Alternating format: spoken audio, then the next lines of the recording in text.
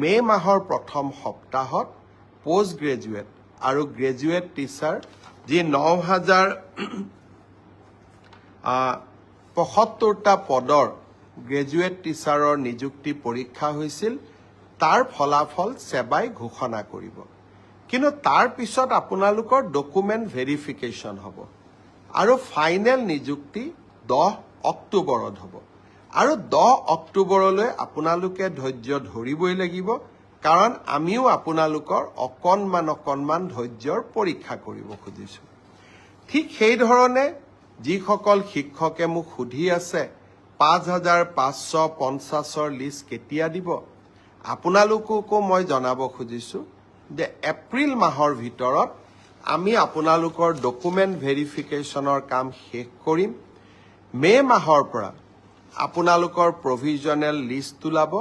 কিন্তু নিযুক্তি 10 অক্টোবৰত হ'ব আৰু তেতিয়ালৈকে আমি সকলোৱে ধৈৰ্য ধৰিম কোনোবাই ক'ব পাৰে যে নতুন নিযুক্তিৰ ল'ৰা ছোৱালীয়ে